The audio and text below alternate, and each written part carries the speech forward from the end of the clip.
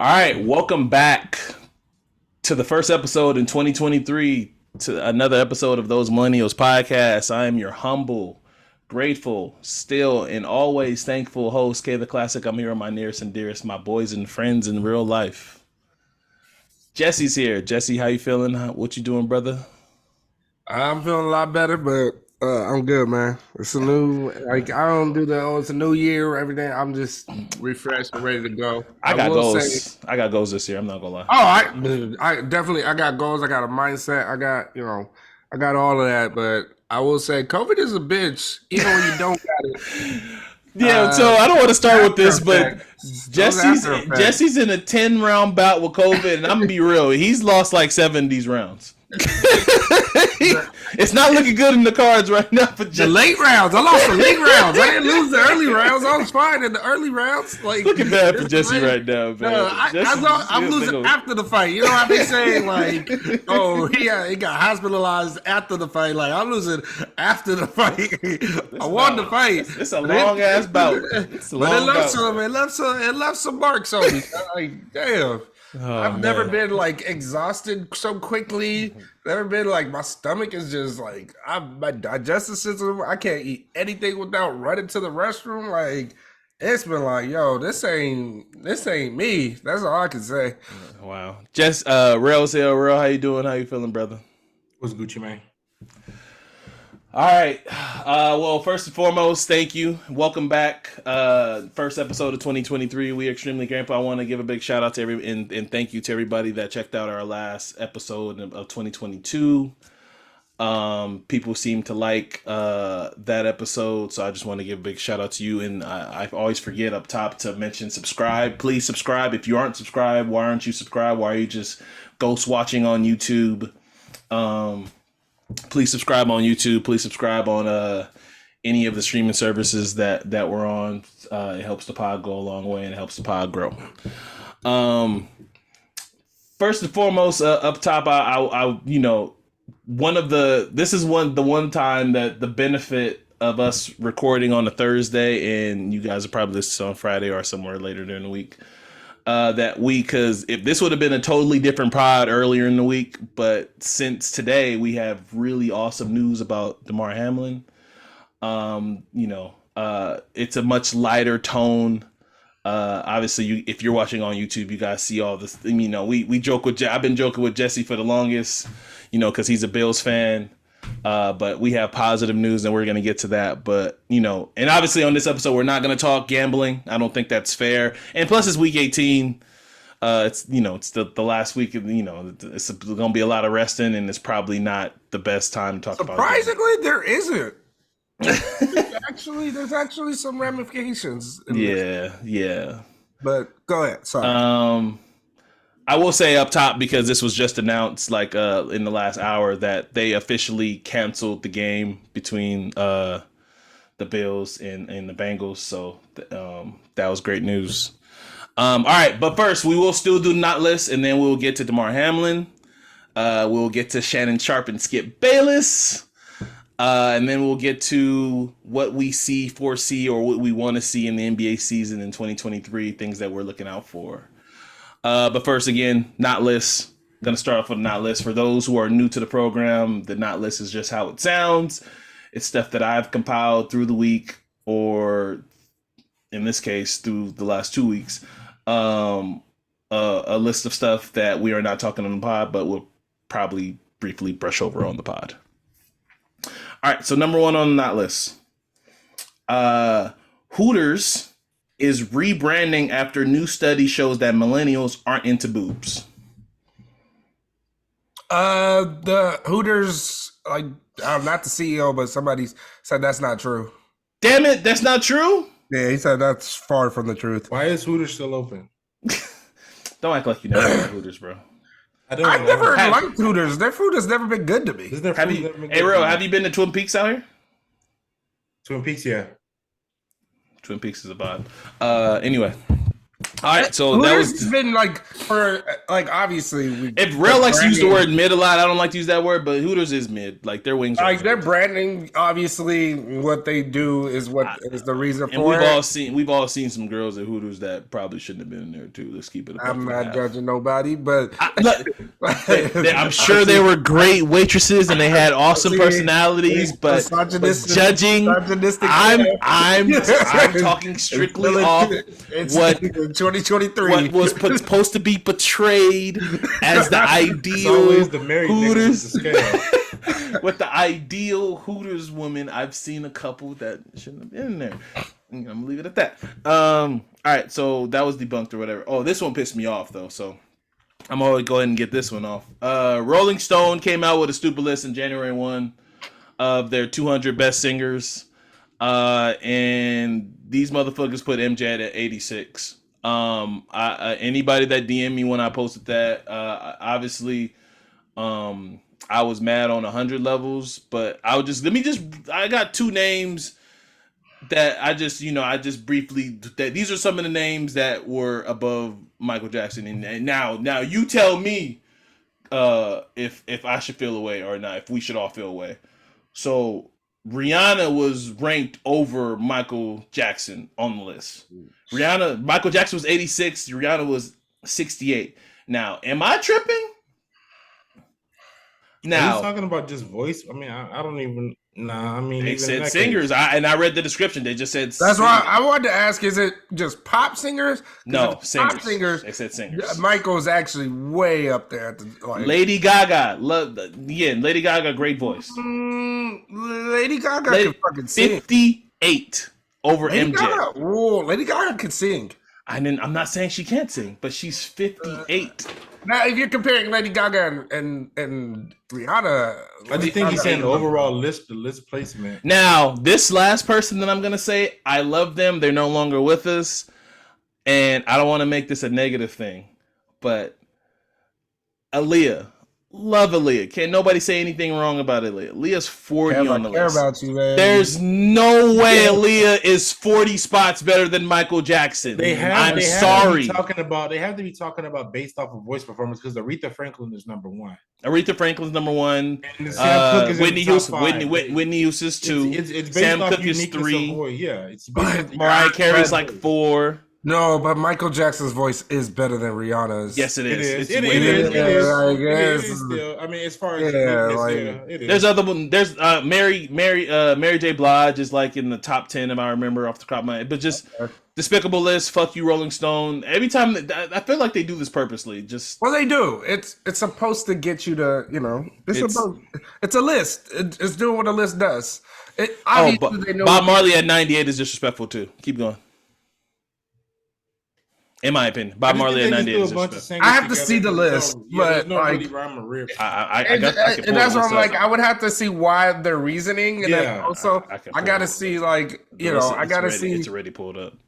Like my thing is just like, is Bob Marley in the same You're comparing Bob Marley to Aretha Franklin? Like, that's too... No, I'm not talking They got the beginning of the list pretty right. I'm not hating on the beginning. No, I'm not talking about you, but I'm like, they're not even in the same, they're not the same kind of singers. Now you're just throwing everybody in there. I don't know about Elvis being in number 7, but, whatever. All right, we can move on. Never mind. Not bad. That is a terrible list. Yeah. Elvis was like number 7. All right. So this one's kind of funny. So this is not hate. So let me start by saying this is not hate. Disclaimer, not hate. So obviously, Donovan Mitchell 2 days ago dropped his 71-point game. So to commemorate and celebrate this awesome achievement by Donovan Mitchell, Adidas has decided to lower the price of his Don Issue 4 shoe. I bought a pair. Which I'm not gonna lie to you, I didn't even know he was on the 4th sneaker. But I will say this. Adidas don't lie. there was no reason for you to put it at $71. We know the real reason why you put it at $71. Why would you lower it when he's at his most? Why would you lower it at his most popular? Nobody's buying that sneaker, bro. Why would you lower it at his most popular? I just said it wasn't it. Nobody was buying that sneaker. Before you say that, growing up, I could never afford the most, even $100 sneaker. If it was 70, maybe. There's families out there that may be able to afford, and they may be able to get a $7, you know. So I mean, don't knock the families that they gotta go. I mean, it's not the greatest sneaker. All that you said, I'm with. I'm knocking it because they're using the umbrella of him dropping 71 to lower the price of the sneaker, and they're trying to use the cloud of him dropping 71 when. Nobody, Rell. I watch a lot of basketball sneaker. Are you gonna tell people that the Undertaker in the casket, or are you just gonna let them open it? Rell, I watch a lot of sneaker content from a lot of people who I value their opinion on stuff, and they talk about nothing but sales and stuff all the time. Nobody's buying the Don Issue shoe. Nobody's buying the Don Mitchell. Nobody's buying the Don Mitchell sneaker. Nobody's buying Don. Nobody's buying any of the Adidas signature athlete sneakers. Nobody's buying those sneakers. The Don is trash. The Adidas. Nobody's the Harden. I don't even know what number Harden on right now. From what I've heard, they're probably going to land Victor Wembanyama. But anyway, my point is, Adidas, you think you slick. Anyway, you think you slick. They sure do. That makes absolutely no sense. Can I add one to the not list or my hot list? Sure. What's coming up this weekend? Go ahead. After this weekend, something coming out. You know, I'm a TV guy, so I watched somebody play The Last of Us, but we got The Last of Us coming out, and after what The Walking Dead did to zombies, you know, I'm just really excited for The Last of Us TV show. HBO, this show's gonna be great, bro. You never played the show, you never played the game, but you watched somebody play it? I watched somebody play it on Twitch. Okay. And on YouTube, somebody did. Hey, that's the day and age we live in now, Kev. He's in with the times. You outdated. I watched what you. Okay, I was about to say.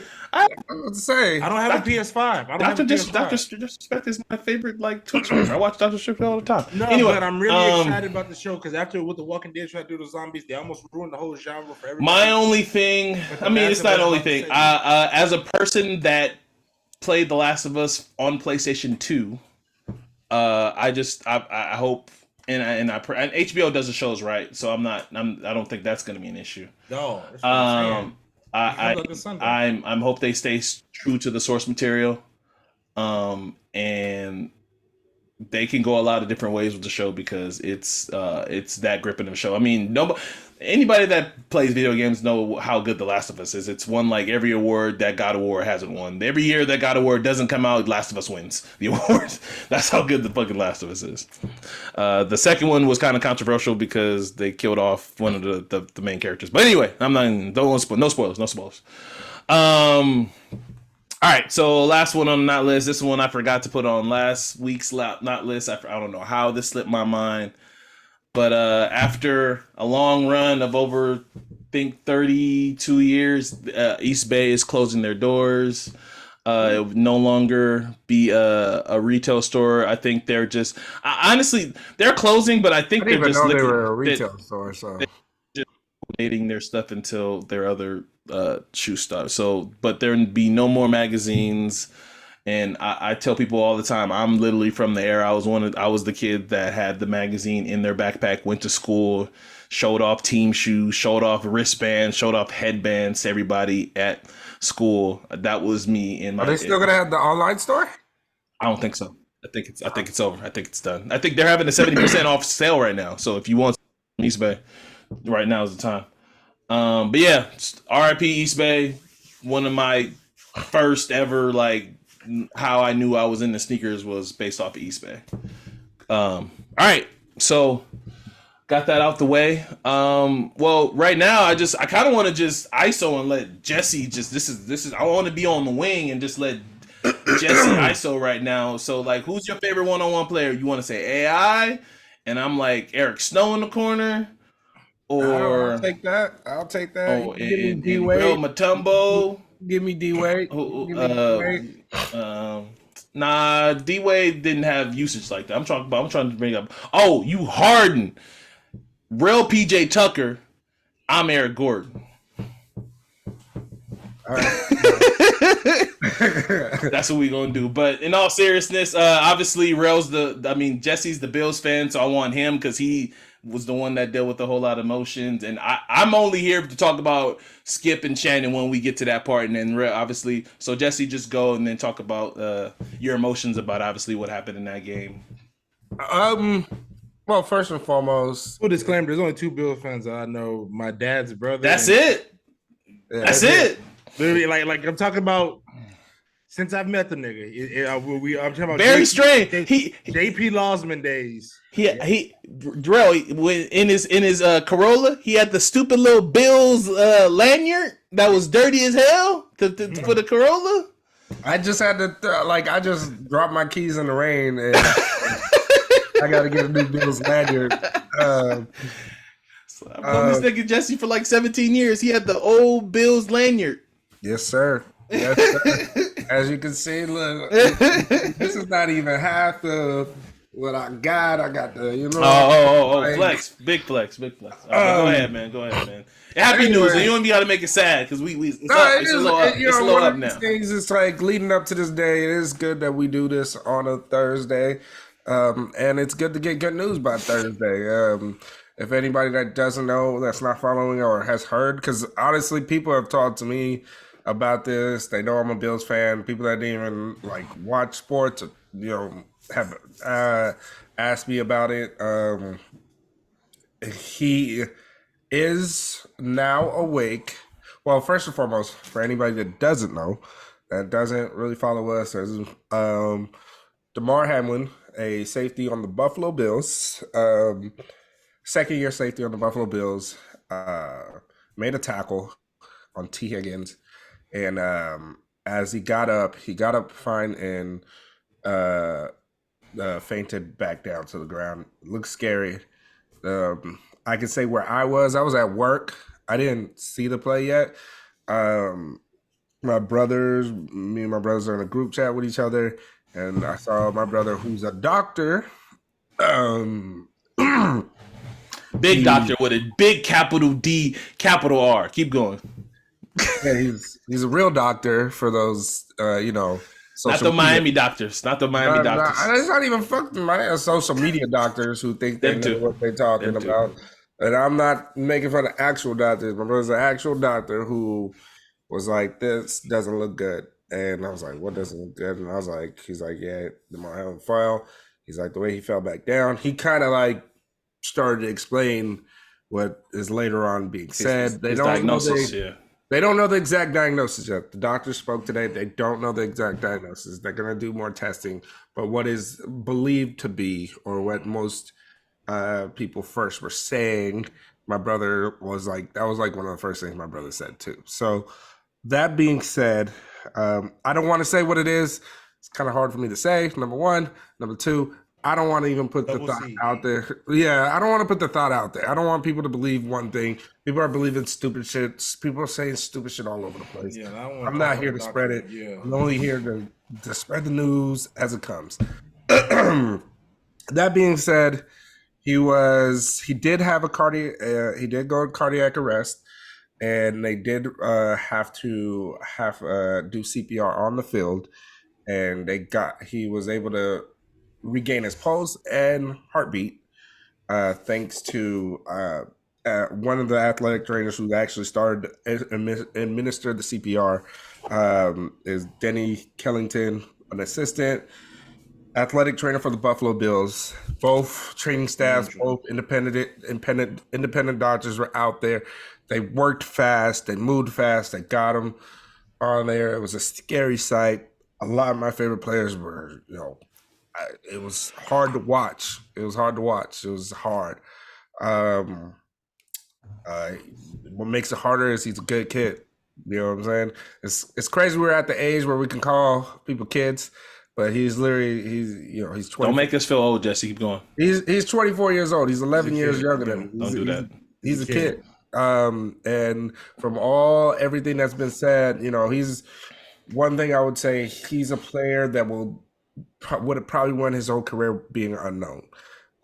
He's a 6th-round pick. I knew who he was. I knew who the Hammer was. Oh, yeah. I believe you. Yeah, definitely. I know you would know. Like, I would just say for the regular football fan who doesn't follow the NFL like we do, or follow, and you don't have to, but it's like you follow your team and that's it. I understand. Rell's gonna know players that I don't know. He's gonna know the 3rd-string corner. Practice squad corner on the Cowboys that redshirted for a year. I'm not gonna know, and you know what I'm saying. And realistically, Demar Hamlin wasn't supposed to. I wouldn't say he wasn't supposed to be playing, but he wasn't supposed to be playing on a regular like he's playing because our All-Pro safety Micah Hyde is out for the season. He stepped in, and he's been playing. Not to mention Dane Jackson injured his neck in week 1. Exactly, and Dane Jackson. But Dane Jackson is more of our outside corner. But I'm just saying, that was a scary incident. Yeah. See, I'm gonna get to all those things. Dane Jackson, who's his best friend, literally grew up with him. But the past 72 hours, once he got to the hospital, the initial diagnosis, he had a cardiac arrest. They were able to revive him, get him there. He was breathing 100%. They were using a ventilator for him to breathe 100%.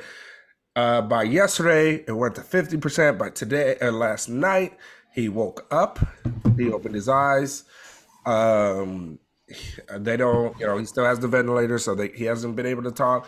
But he has been gripping. He has been moving his motion fraction. The doctors said not only are the lights on, but he's home. So that's a good thing. They're of all beliefs. So they don't believe there's neurological damage yet so far for the initial things.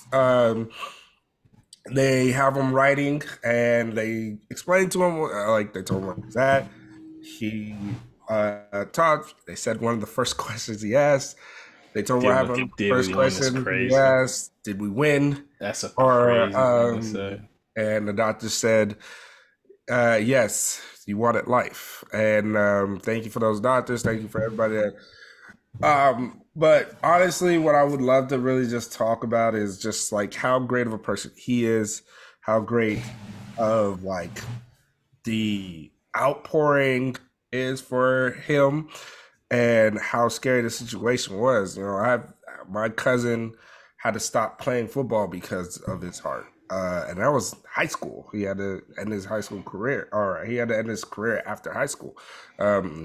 So I can only imagine, anybody that's seen this or they knows anything about anything that happens in that realm, in any part of life, to see it on the field, to see it in something that's supposed to be entertaining you, and just being a person that is you never want that to happen to anybody that's doing something they love, chasing your passion, doing what you love, what you worked your ass off for, and guaranteed that that's not what he would want. I'm pretty sure this attention that he's getting, he wouldn't want it because of this, and unfortunately it is, but he's doing a lot better. Everything else, in the sense of, I'll say this, it is amazing to see that what the Buffalo Bills fan base is known for, which is hey, whenever there's a player that goes down, even earlier when Tua went down, they donate to Bills a real fan base. Yeah, to their foundations and all those Raider fans. And it's amazing that how the Bills became known for it is because when we needed a lot to happen to make the playoffs, when we were a bad team. We weren't a bad team at that time, but we're an up-and-coming team. We haven't been in the playoffs for 18 years, all this, and we needed Cincinnati to win, and these motherfuckers won on the last play of the game. Andy Dalton won the game, a game they didn't have to win, and we became known, hey, we're going to donate to Andy Dalton's foundation, and fast forward years later in Cincinnati, our player goes down, and what we are known for, that love that we send and show, he is on the receiving end of that, and it's amazing. It's how you pay something forward. I will say this,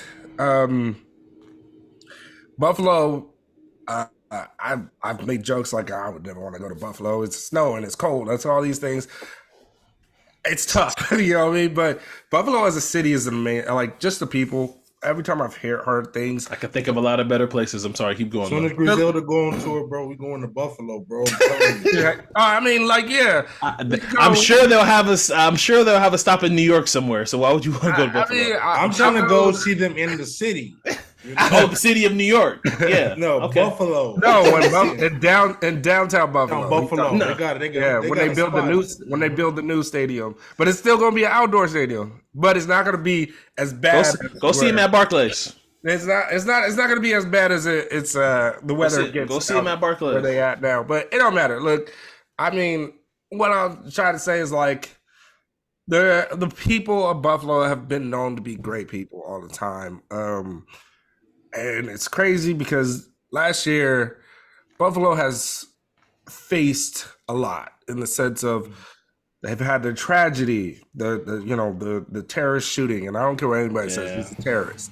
They there was a story that I heard just in the recent blizzard that happened, how a man was walking home in the blizzard and he got injured. He was a disabled man, and a black family saw this man, and this woman took him into her house.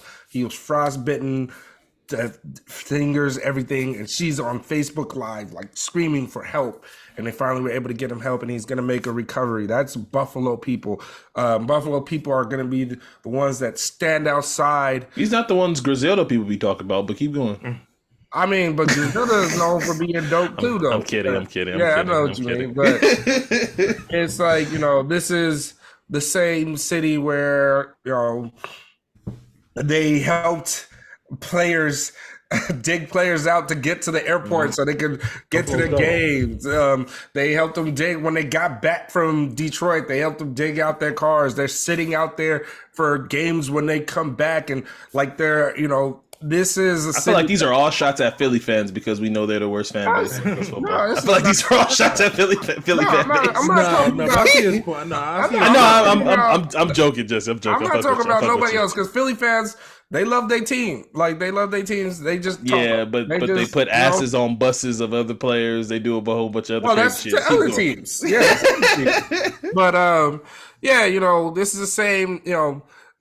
Just a few days ago, there was a reported fire that some people lost their lives on New Year's Eve, going into New Year's Day in Buffalo. And I'm not saying nothing happens in other cities. Things happen all over the world in other cities, and people rally around them all the time. I'm just talking about Buffalo as a city, as a people. They are easily to be forgotten.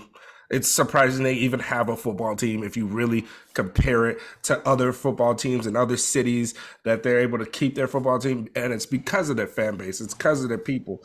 And, like Rell said, we recently, why Demar Hamlin is playing is but our all-pro safety injured his neck, and it may be a career-ending injury, and they're not sure. But he had surgery and everything. So we had that. His best friend went down week 2, neck injury. They didn't know if he would be. They were fearing he was paralyzed. And one of the things Dane Jackson said is like, he told me like, "Hey, I love you." Like as he's getting into the ambulance. There's been a lot of tragedy of Dawson Knox. His brother died while during training camp. His brother is a college football player, and his brother died.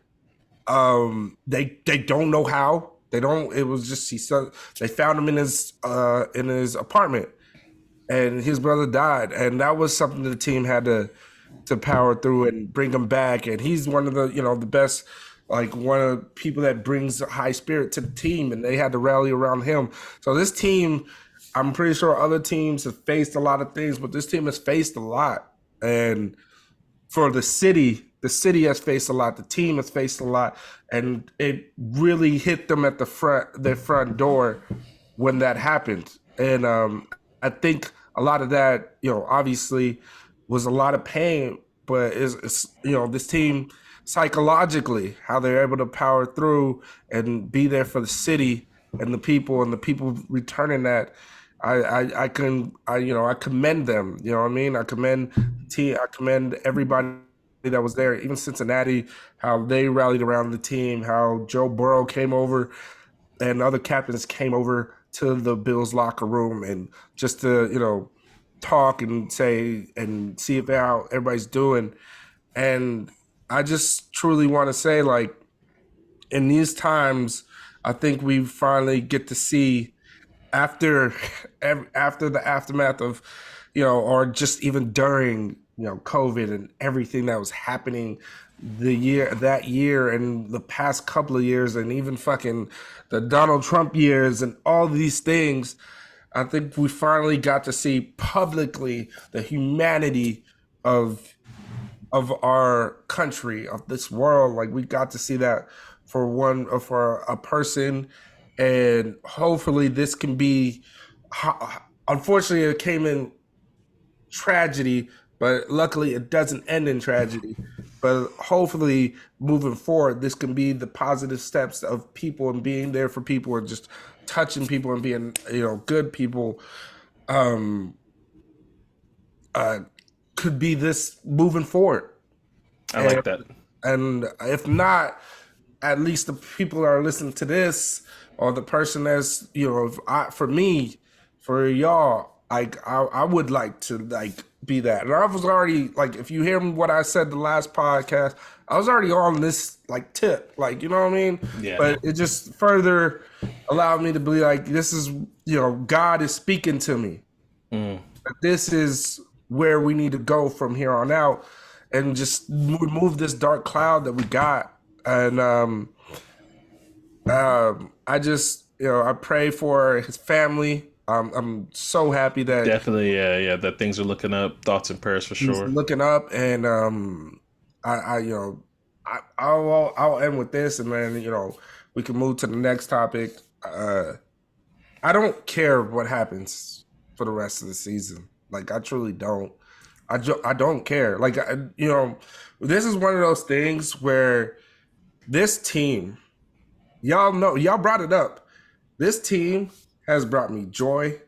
This team has brought me excitement. This team has brought me sadness, anger. Brings out all the emotions. Anxiety, angst. But it's brought me so much joy in the sense of just being a good team. And I don't know what it feels like to be a Super Bowl contender. I didn't know throughout my entire life. We could talk about the four falls of Buffalo. It feels great. It feels great. I'll speak for it. It feels great. Rell doesn't know, but it feels great. But being realistic, I was a kid. I was not even. When the last time the Buffalo Bills went to the Super Bowl, I was 4, 5. I don't know what it is to be a lifelong fan and have all these things and all this. I don't know any of that. And this team brought that back to me. I was a lovable loser. You know what I'm saying? My team was the lovable losers. People would be like, "You're a Buffalo Bills fan. Oh man, I really wanted them to win that game." Now it's fuck the Bills. Josh Allen's overrated. Da da da da. Y'all see, and they go in here, and it's one of those things where it's I embrace all of that, and it's I still keep that lovable loser mentality, because it's yo, man, we could have never been at this place. We finally got it right. We finally are building a team, and I can't sit there and be like, man, we didn't win the Super Bowl this year. When something like this happens, it's man, mentally, for y'all to be able to get back on the field after all those things I mentioned, number one, and then also that in front of your face, and y'all get back on the field and y'all play, and y'all gonna play for each other. You're gonna play for him, and you're gonna play for the city, and you're gonna try to win as best as you can. That's all I could ask for. I'm not gonna ask for more. Right. I'm not gonna get mad. Rell, I know you. Sorry to cut you off, Jesse, but Rell, I know you had some stuff. So everything Jesse said, I echo. He brought out the positive stuff, but there was a dark side to what happened, and Rell is gonna shine a little bit of light, and he got some names and some people that he wanted to send some shots to. So just go ahead, man.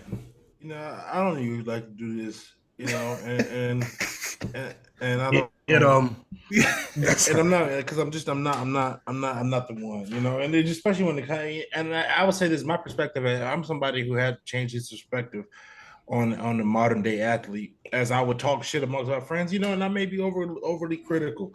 And then I also forget that even when times when I've done it, when times I know that other people have done it, at the end of the day, you go between those lines. The worst thing you can suspect is that the worst thing you can happen is you could die between these lines. And then the older I got, I used to be like, you know what, that's the ultimate goal. And then I saw, and I would look at these owners that would hold the trophy when they first win the Super Bowl. Then the player don't touch their hand to the owner first, and that pisses me off so fucking much. Get your ass off the stage, bitch. You ain't never had an ounce of athleticism in your life, But you'll claim your owner has an ounce of athleticism. You shouldn't touch it first. Okay, keep going. 11 from heaven should cry with it. Go ahead, dog. And then go ahead, dog. You pass. No, you're not gonna skip over me because you're not gonna do that. You're not gonna just let me. I'm letting you rock. Let me go. You PJ. I'm Eric. I'm Eric. All right, but anyways, I want to just get to the nasty side of shit, because I feel like there's a lot of people who talked about, and even in the group chat, I have a group chat with two people in. Like, there's a guy named Nick in it, and there's a guy named Brian. And then they said, Brian. And they said I left the group chat today because I just wasn't feeling the energy no more. It just didn't. Somebody said in this group chat today that I know he got hurt real bad, but we all got to clock in tomorrow. And I simply told him, you're clocking in, and he's clocking in. Exactly. Let's get one thing for certain and two things for straight in the fucking world. Like, the older I've gotten, I realized God bless people. Whoever you pray to, if you believe in God, I don't know. But at the same time, whoever you pray to, somebody provides talents and people who don't. Now, if your talent is to stack the pallets to the highest level and make sure the shit gets shrink wrapped and get put on the fucking truck, do your fucking job. But for you to talk about, like, and in this group chat, they broke down about the players were soft because they couldn't play Tuesday, the mental anguish. Back in the 70s, somebody fucking died on the football field for the Lions, and I had this information pulled, but my internet was fucked up, so I kind of rushed to get on. The dude died for the fucking Lions in the 70s. He died on the field, and they fucking played the game afterwards. This ain't a Mandingo show no more. This ain't that. Demar Hamlin makes $200,000 a year. And also, there was this other guy I used to work with, Ricky. That buff bastard. That motherfucker on a post about COVID being involved with and his angle. He started. Suck my fucking dick. How does COVID don't work with all them fucking proteins and nutrients you put in your fucking body? Like, get the fuck out of here. I'm tired of people using other shit for they fucking angle. Well, not to cut you off, but this was what I was kind of alluding to before this. How do you know? You're not a doctor. You don't know what the fuck you're talking about. This nigga talked to women 6 years ago. I mean, this nigga has a great body, but goddamn, and now you talk about, it's a COVID. It's COVID. One player that did that. It's that. Done with the bullshit. I'm just done with the fuck shit right now. Like, I mean, and I'm just calling it what it is. Like it's up. Because and then everybody talking about, and I was like, I said the real issue, I listened to a fucking podcast with Joe Anderson and Bomani Jones today, and it was fucking insightful, bro. Like I wanted to fucking record that shit and post that shit to people so people can listen to Right Time with Bomani Jones and the shit that him and Joe, excuse me.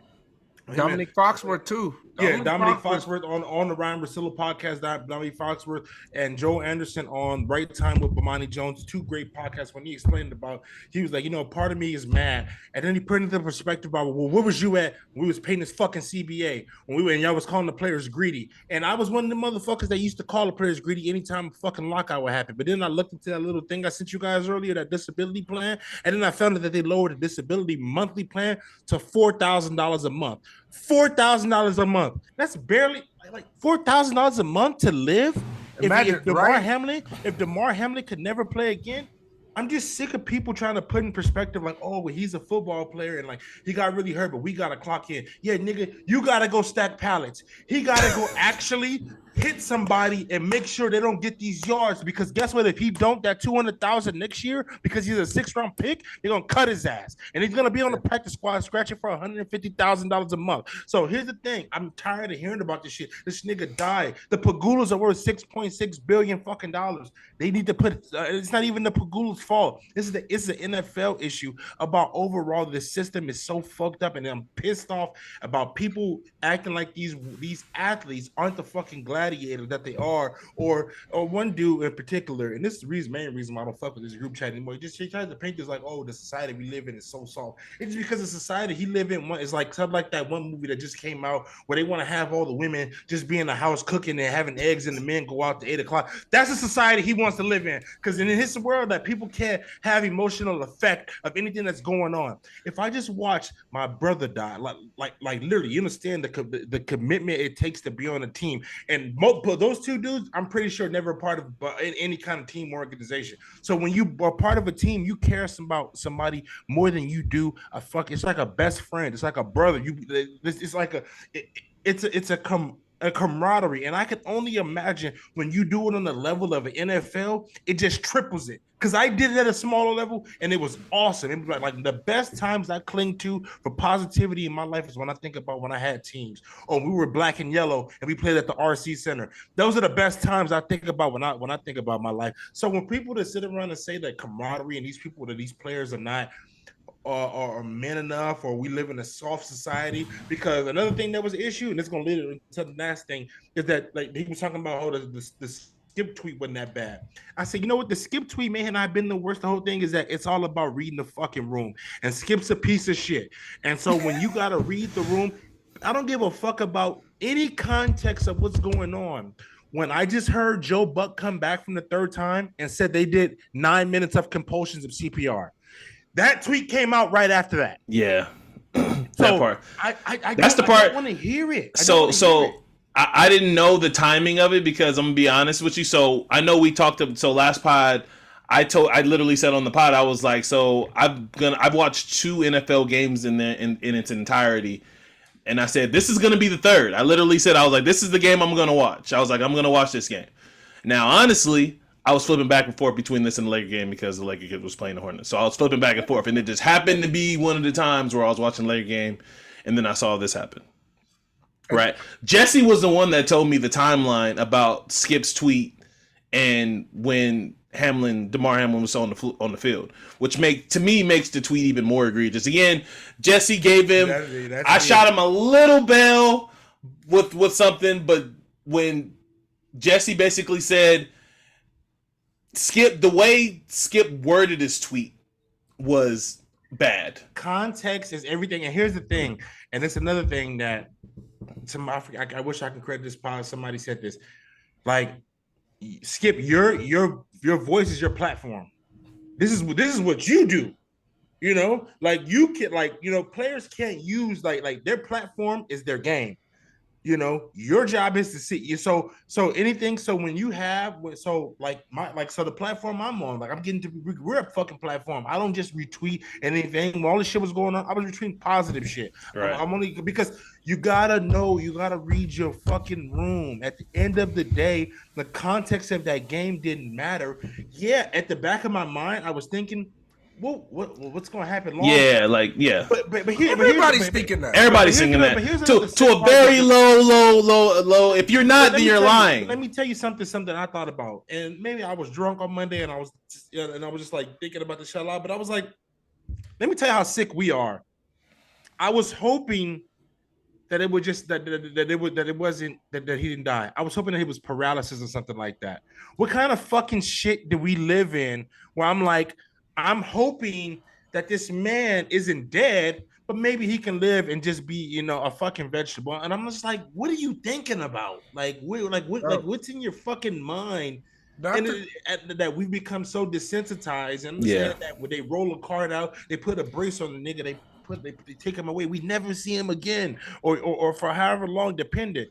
And it's just that I hate that we've become so desensitized to shit. When people first thing they bring up, well, what about my fucking fantasy points? Well, you're a loser. You know what I'm saying? That's the thing that I said. Yeah. Let me first. So we're on the Skip and Shannon thing, but you can kind of talk about the two. Yeah. I just piggyback off of what a couple of things Rell said. Like, number one, when Rell, when I'm reading my brother's text, you know what I did? I went to check the score of the game. Yeah. I went to see how the drive. I'm like, yo, I hope everything's going good. I hope they can get back mentally into the game. And I see that the Cincinnati Bengals are at the 50-yard line. I'm like, fuck, they can't focus right now. That's what I thought. I didn't know that this was still going on. I don't know. And then I turn on ESPN to go to the game, and I hear Joe Buck is like, well, we're gonna go to another commercial break. And I'm like, oh. And then I'm like, oh, the game is still delayed. Yeah. At this point, I'm still like, the game is delayed still. I said, this is real. Like that's when my mind, because we're so expected. And I know they found out later on, there was no 5 minutes that they're going to continue the game. I think Joe Buck really said that because that's what. Is that true though? We know. You believe the NFL? Y'all believe the NFL? Aaron Rodgers said something and he was like, somebody's covering their ass. He said, because usually they give 5 minutes. He said to warm up, and the whole thing is I felt like they were sticking their toe in the water to see, hey, because the whole thing is, and when I was still talking to this group chat, the first thing I sent was NFL's about to expose himself, and they said why? I said because if you don't cancel this fucking game and you try to make these motherfuckers play with all the bullshit you talk about player safety and all, play this game. You don't know what's going on. Let me play the last picture of that. This is really I don't think people understand. We seen everybody like this one guy talking about we live in this soft, squishy world. Everybody's emotional. Don't say that. Super tough, man. Yeah. He's just a macho man, nigga. We come on, we gotta do mission. I love those people. That just got a macho man. Good job. Yeah, but I seen Trey Day White crying. A grown-ass man who I've never seen a fucking showing a bit of emotion in this goddamn life. He got his heart ripped out on the field in Kansas City and didn't shed a tear and walked off with his head held high. He's crying like a goddamn baby on the fucking field. I was shook. I had to call my mom. I had to have somebody, any kind of medical knowledge, explain something to me that was going to make me feel better. I even just put in the group chat, I just hope that he's better. I don't know. I didn't know what the fuck to do. I felt so hopeless. Something that provides me so much joy, and it's that scary shit. It's almost like it's the scariest thing you could think of, and you never want to happen. I was like, damn, is this the moment I watch a man die on the fucking field? And I never want to say that in the NFL. You know what's funny is I didn't see the play, and you guys know me. I don't like watching it. When you tell me, yo, this injury was bad.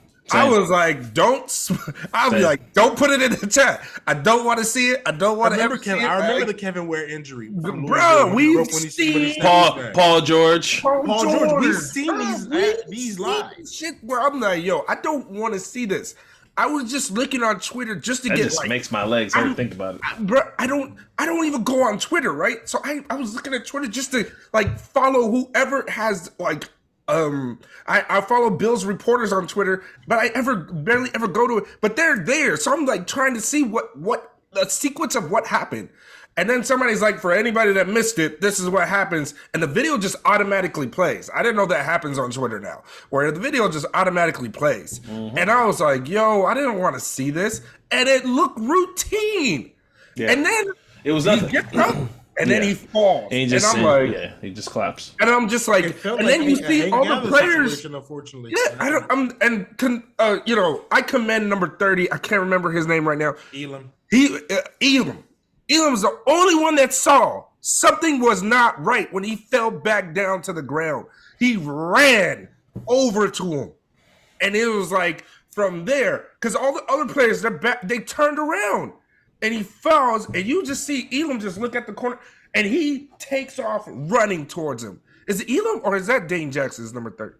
No, okay. Dane's not playing still. And so I'm just like,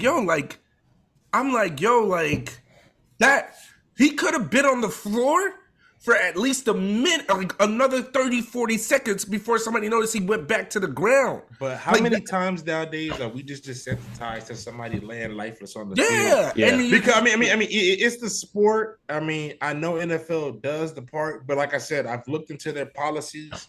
It's dog shit.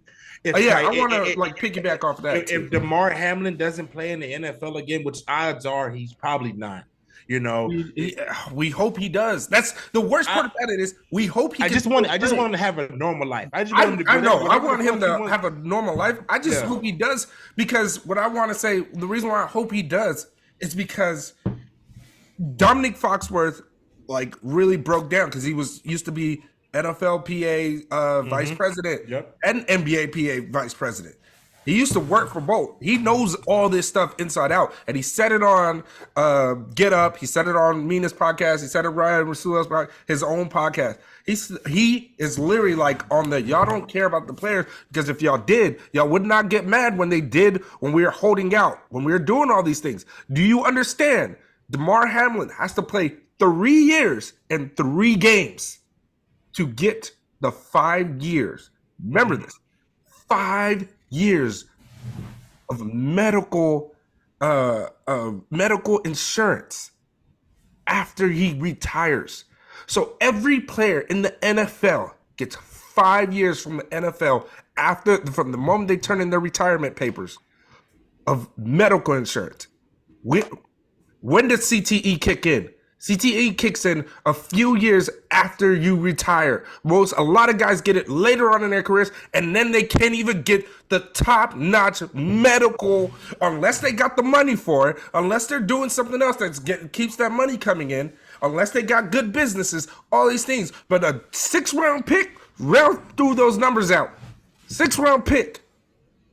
Second year. He's only making $20,000 this year with tax and living in New York. He's not making a lot of money. That GoFundMe, half of that is probably he made his fucking salary this year, and it's just like I said, it's a bigger picture with this. With NFL needs to raise that minimum salary to at least $5 million a year per lifetime insurance. Y'all can't give them lifetime. You have to ask these guys to come and put their body on the line, and you can't even give them insurance past 5 years. And these guys are negotiating for that. They just. Not years ago, just a year ago. Now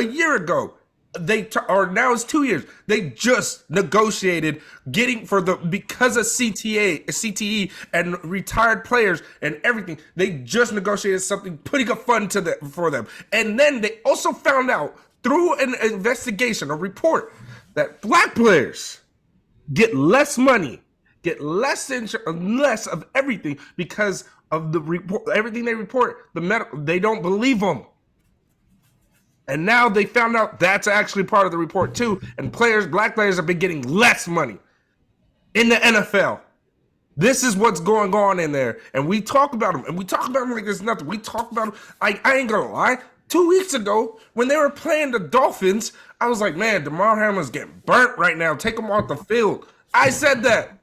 But I think the context of how you criticize in the way of a game is different than how you criticize how some of these people be DMing motherfuckers talking about you blew this fantasy game for me, or even when I lose bets, I just think people are fucking losers. And lastly, we can end on this. I just want to put this if Demar Hamlin's making $200,000 and he's playing the NFL and the Buffalo Bills are worth $8 billion, Like people, let's just stop comparing your your $20 an hour to what the company extorts you out of. Because if you only make $20 an hour and you have to do that, imagine if you actually had talent and somebody wanted to pay you worth of something, and then you can make more money, and then imagine you'll want more of that as well. So don't get caught up in the whole. Everybody wants to get paid their worth.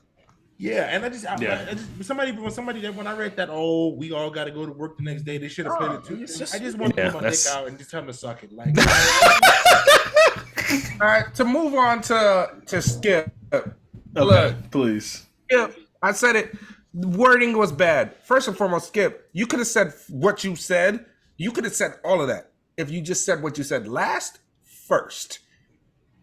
Yeah. And on top of that, like he buried it at the bottom. Obviously, he said a lot of things everybody was thinking. I told you how I felt about it. If you haven't seen the clip between Skip and Shannon on the Undisputed, Shannon. That's raw. So after Skip's tweet about the game that he refused to take down, Skip went on Undisputed solo dolo, once again reaffirming his tweet, and did the show solo by himself. The next day, Shannon came back on the show, and obviously Shannon is one of those guys that pays attention to Twitter, obviously. So he basically came. He's also a player, a former player. Former player. That's number one. He went in there and basically in his beginning monologue started explaining the reason why he wasn't on the yesterday's episode and why Skip was by himself, and all he said was, I was hoping that Skip would take it down. And immediately Skip bursts in the middle of him talking, cuts him off, and says, I'm not taking it down. Like, and I told, me and Jesse talked about this for like 25 minutes earlier this week, where it's just like, Skip's so prideful that he won't let somebody that he calls his brother, somebody that, let's be honest, when he brought him on the show. He brought him on the show. He was handpicked. Yeah. He brought him on the show because he believed in him. He believed in that he could sit across from him. He could be his counterpart. Skip's ego is so big that he needs to prove and show that he's always right, or I'm prideful that I stand in this no matter what. And all Shannon was going to do explain, because I'm sure Shannon was going to give him the space to explain himself. Yeah. I don't think Shannon was going to say more. Yeah. Shannon was done. That was it. Shannon said the reason I wasn't here on Monday is because I wanted to be about Demar and not your tweet. And so, but I wish you would just take it down, because it's more of a, we get what you're saying, but like I said, this ain't the time. Like you said, this ain't the time. Read the room, as you said. Basically, this ain't the time for you to prove like that. And then obviously Skip's tweets after that, because I'm sure he started reading his replies. Was a whole. He explained himself a lot better, but he said his boss refused to take down the first tweet, and then obviously he got flamed. I think it was really because his bosses called him. I don't think he was gonna apologize. But according to Shannon, and according to Skip on the show, he said his bosses didn't have a problem with the tweet. Which I think is a lie too. But he said it on the first episode that I got a call from my boss saying like, "Hey, you need to go in there and explain yourself." And he was saying, that's what I'm saying. I don't think it was about them not liking the tweet. Yeah, if I want to do it, and I was like, Skip, shut the fuck up. You trying to? I don't think he was trying to muster up a tear in his eye, and it's like, Skip, like, just do this. So obviously, we've talked about Skip for years on this podcast. Obviously, none of us really watch. I'm gonna just say one thing about Skip. I stopped watching Skip a long time. We all stopped watching Skip a long time ago. A lot of people still do. I don't fault you for it. My brothers still do. They still hang on with the things they say. It is today's satire for me. Like, I tell people all the time. I was like, one of the reasons why Rell and Jesse and I are really good friends is because at Scandia we would come into work talking about those dudes. Like, our conversation would be like, "Did you see what this idiot Skips talked about today?" About, like, we used to have whole conversations about this. So we don't know. I feel I've seen Skip so much on TV. I feel like I have a decent idea of how he thinks, and I already know he's prideful. He said it many times. Here's what I'm gonna say, and here's where I'm gonna be like, this is beyond being prideful. It's kind of like, this is like the pride is the devil. Sorry. This is one of those things where I'm like, this is where like white privilege shows itself, and then a lot of people need to understand like why white privilege is able to show itself in this. If anybody else tweeted this, they would have quickly deleted the tweet and apologized. They would have had to do all this. They would have had to do backpedaling. Jamel basically said as much too in her tweet. And Jamel's like, I don't give a fuck. I'm not gonna get in between all this bullshit. Because she knows who Skip Bayless is. She knows who Skip Bayless is. And the thing about it is, it's one of those things where we can go everywhere with this, but it's one of those things. The reason why I say it's like the epitome. This is not the first time Skip Bayless has done something where I remember last year Skip Bayless had the audacity to fucking critique, even though we know he's Skip Bayless. He's most likely was joking, but he critiqued LeBron James' son. Like, yeah. You know what I mean? He does things, and he knows who his moneymakers are. He know why he did that. But it's one of those things where people are telling him, like, yo, like... Carolyn brought up the Rell, Dak's brother passing, and he brought that up to why Dak didn't play well in the game. Yeah. That was sick, too. I forgot about that. Dak's brother had committed suicide, and he's over here... And he's saying that, like, oh, Dak shouldn't talk about how it made it, like, how vulnerable, like, yeah. Because then I forgot about that. And I forgot about that. No. And it's one of these things where it's like, Skip Bayless is this is the problem I have. Skip Bayless is one of the reasons why people stopped looking, like people already weren't looking at him as people, but he solidifies. I think Stephen A. has a lot to do with that as well. Stephen A. had a lot. Oh no, I'm just talking about this talking thing. Okay, all of that. Skip solidified it, and Stephen A. yes as well. I explained to Kev like why I have a different feeling towards Stephen A. Versus Skip, right? But Stephen A. is just as bad. I would say that Skip does it for all sports, where Stephen A. kind of compartmentalizes his strict criticisms to NBA. He softly criticized and he kind of and the thing is, Skip prides himself on being somebody who quote unquote watches every game. Yeah, you know? And my thing is just the reason why I'm like Skip. We had that argument one time where I'm like, don't play with somebody's name, right? And I'm like, if Skip can sit there, and this is when I stopped watching. I literally stopped watching Skip after this. I'd watch clips and stuff, but when he sat there in front of Chris Bosh, and Chris Bosh went through this long personal soliloquy. My name, my father gave me this name. This is my name. Do not call me Posh. You don't know you don't know how disrespectful that is. And he still had the audacity in his face to justify. That's fine. Ignoring. If Chris Bosh was a different dude, he would have went upside his head. He would have got Jim. Remember Jim Rome? He got Jim Rome. It's just he's so focused on proving why he's justified in saying it. Yeah. And it's just like, I am justified in saying something that you are telling me is disrespectful to you. And he's like, because it's based on your basketball game. And he's telling him, like, look, you can criticize my game. I don't care about that. Don't blend it with my name, though. Don't put my name. Don't put my name. You're dehumanizing me when you do that. And everybody, and after that, when he sat there and did that, and this man, he respectfully went on there. Respectfully talked to him and respectfully said, because he didn't have to sit across from him and do that. To those links, you should hear. You gotta meet somebody. They give up the shit. And I'm whatever wrestling gimmick you gotta give it up, bro. And here's the thing about why I say it's the epitome of white privilege, because you believe he was not gonna do anything to you. You feel justified in everything you're doing. But the one time he was disrespected, the one time when Jalen went on there and fucking made it a big thing, demolished him, and he was like, it was so disrespectful. It was this because it hurt. And didn't you average 2 points? I remember that next episode too, because he went on there and said the coach didn't like me. He never played me. And Richard Sherman destroyed him. And it's like, what else? Where he gets so hurt by it, and it's like, dude, like Mark Cuban too.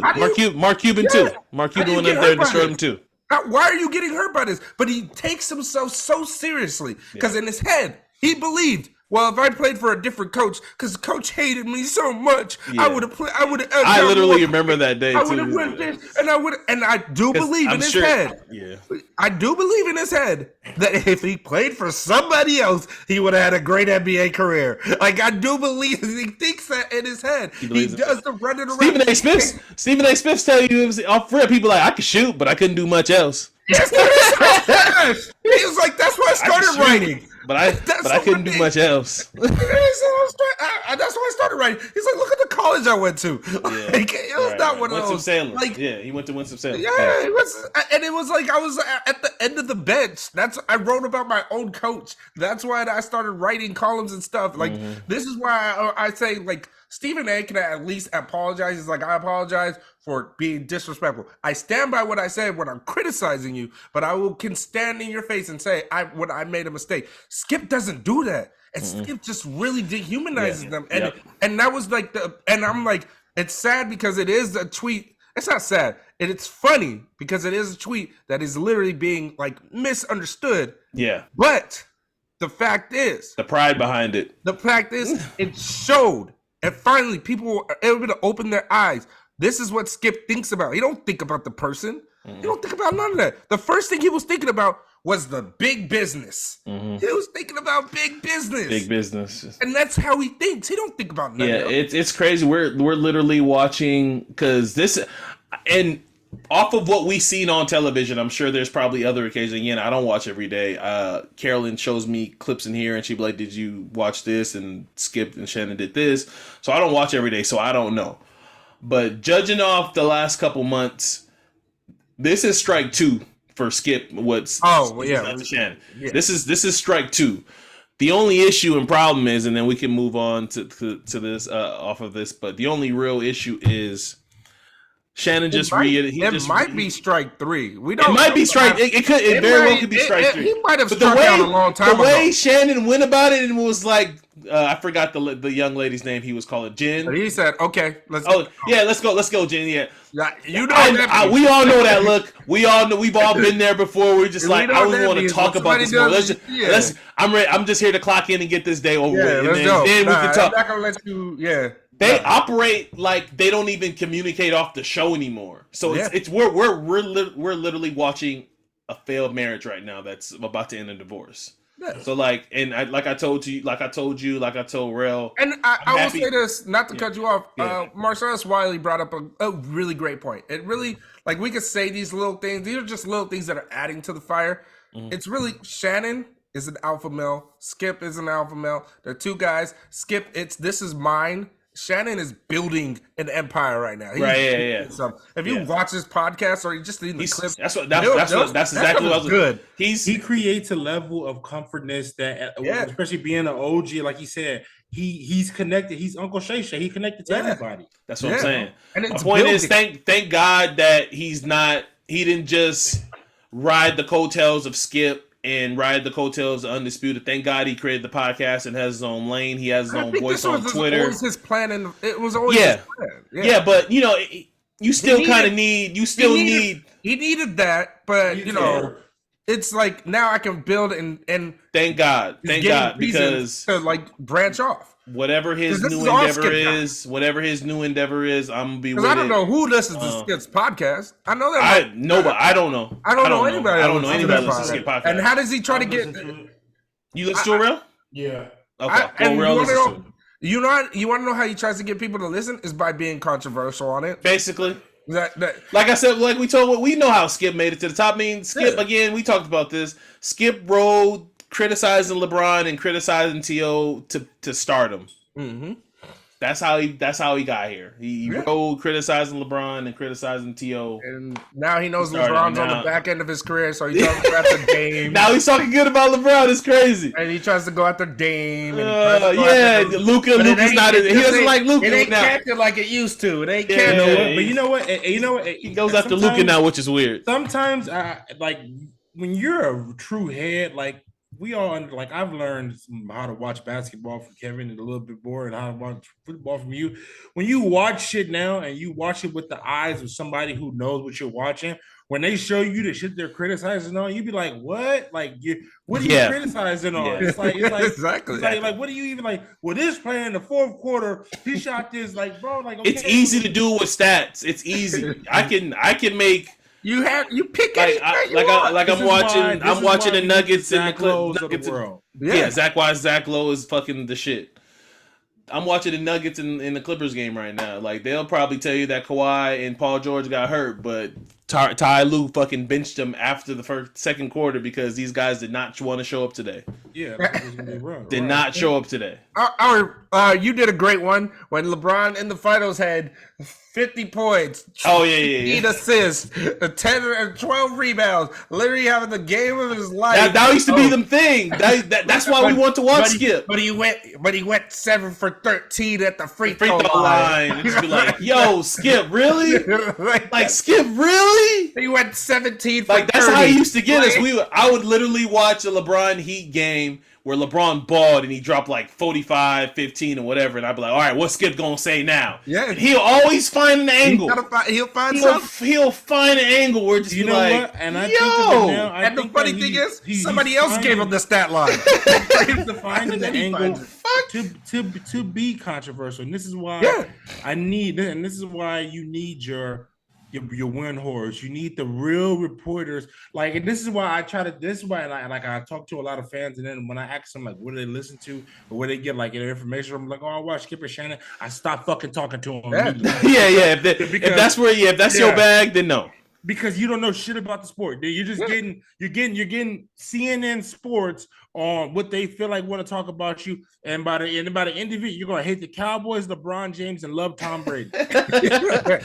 That's a good way to close. And the funny thing is, or whatever, my brother would be doing a thing where he goes, "Yeah, but it's just like, it's just like what Skip says," and I'm like, all right, bro, you just lost me. I'm gonna just watch the game. You just lost me, bro. Because I'm like, but you couldn't bring anything up in these guys' games. I will I told Jesse this. I will skip a little bit of Bell before in closing, and then we can end it because we just talked a lot bad about him basically. But he is responsible for how we talk about, for better or worse, how we talk about basketball and football on Twitter and on social platforms. Again, for better or for worse, that you decide that part. Oh well, but he is one of the reasons why we talk about how sports we do. He is the reason why it expanded to what it was. The reason why it's like we even have talking heads is remember the sports reporters. On Sunday mornings. PTI is the real reason why we got that. Shout out to Will Bob. One guy has an opinion, the other guy has an opinion, and they say it. But they're still friends. They'll have arguments and still be cool with it. But here's the thing, though. They legit grew up, like, probably been through the ranks together from the Washington. Yeah, they've been at the Washington. Was it Washington Post? Yeah, Tony and Will Bond have been through everything. I'll watch that show over any show on ESPN any day of the week. Give me PTI because you know what over it is? any show. When the older we get, we're more to realize you just can't just say stupid shit and be like, oh, and I'm like, okay, this is for ratings. Whereas like this argument for ratings, but even Shannon plays into it with it, he does it. Yeah. So they both do it, and even and the sick thing is, I feel like Skip would do anything he could to look at the network to drive numbers to it. Even when the whole shit went down, I didn't watch it in the first morning. I started my job early enough. It ain't much sports on. The only fucking thing I damn sure don't want to listen to fucking Max Keyshawn and Jay Will. So I was like, watch him get up, dog. Watch him get up, dog. I can't get up every day, bro. I'll tell you this. This is the first time. Get some Greeny in your life. Greeny's actually being more. He's understanding the entertainment aspect. You know what I miss? Get some Greeny in your life. I miss Mike and Mike so much. Oh my! All right. That was my show. I like Mike and Mike. You know, I know it's funny. It was a good morning show. I mean, it was straight. They're Hall of Famers for a reason. No, what I was gonna say, it's funny because all of them understand the entertainment aspect of it. All of them, when you listen to like how other reporters or other people that have shows and everything talk about Listen to Cowherd. Keep going. I'm sorry. listen to him like talk about Stephen A. Listen, talk about a Cowherd, talk about a Skip. You know, a lot of them have a respect for them, and because Stephen A. I don't know about Skip, but Stephen A. This is one of the things why I'm like I don't have such a like he's not great, but I don't have such a bad like a feeling towards him as much as I do Skip. Stephen A. does spread himself too thin. But I was just about to say he ESPN making him work for that 20. I forgot how much he making 30 million a year, whatever. They making him work for that 30 but he also wants to think about it. He also wants to work for it. They making him work for that 30. Where Skip gets paid more and he does one job. Keep going. I'm sorry. A lot of Skip's peers actually hate Skip too because that's what I was about to say. They all know because they all know he's not as compared all of them know. As compared to Stephen A., a lot of them have a lot more respect. Obviously, he's the big boss. He's the big dude. All these stuff. He's a lot, but everybody, like, they all talk about how he looks out for you. He, pulled Bomani aside and he's like, look, man, like, when you going on to First Take, all of them talk about it. He's like, look, man, that was great and everything, but they want to, why Max is no longer on there. It's like, look, that's great that you're giving them info and really breaking it down and all that, but they don't come for this. They come for us going back and forth and really talking and have you have an opinion, I have an opinion, and we do that. But he'll literally look at the numbers. He'll do all that and he'll break it down to you like, look, man, this is what we're doing. And that's where I'm like, yes, while it's repetitive at times, while it's not informational, while it is just opinion, while it's just pure entertainment, some of them understand that, and Skip understands it too. That's why he rides the coattails of LeBron and rides the coattails of Tom Brady. Shannon Skip's Tom Brady is Shannon's LeBron. The way they talk about, like, what I mean?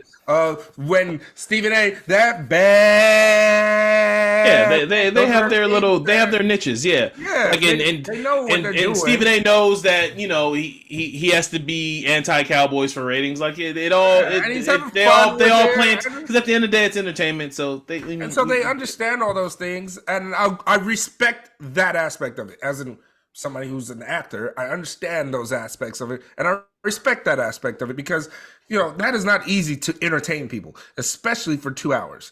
Yeah, that part it's not easy. That's why I said I give Stephen A. his flowers.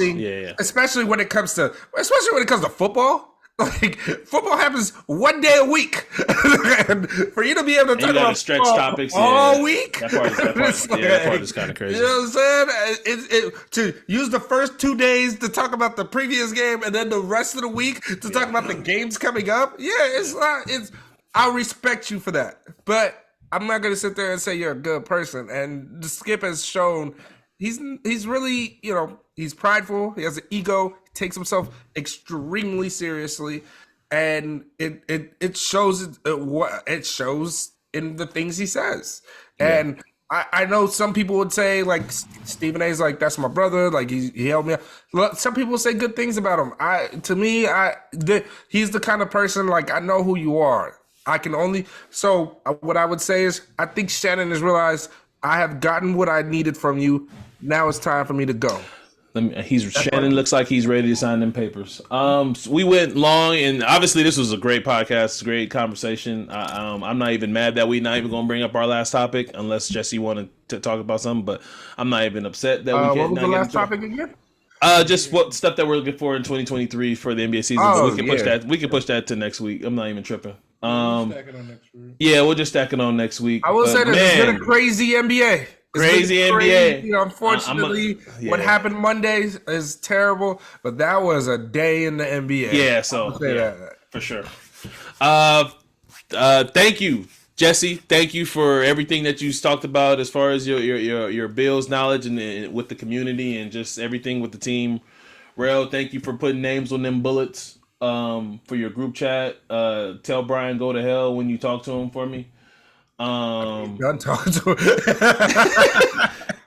him. tell him they don't have ice water down there. Thank you to everybody that's made it this far in the podcast. We love you and we appreciate you. Please don't forget to subscribe.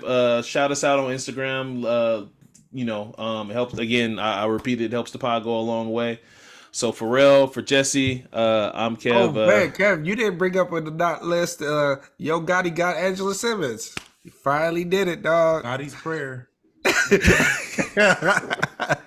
I did not bring that up because I got a crush on Angela Simmons. You still do? Shout out to You him. still got it on? You still got that? Shout out to him. You gotta have Gotti's prayer, bro. Some people want a Sierra's prayer. The ladies want a Sierra's prayer. I want Gotti's prayer. I want Gotti's prayer. Wow. All right, were those were those millennials and thank you, everybody. They changed some shit. What the fuck? All right, we're those millennials and we're out.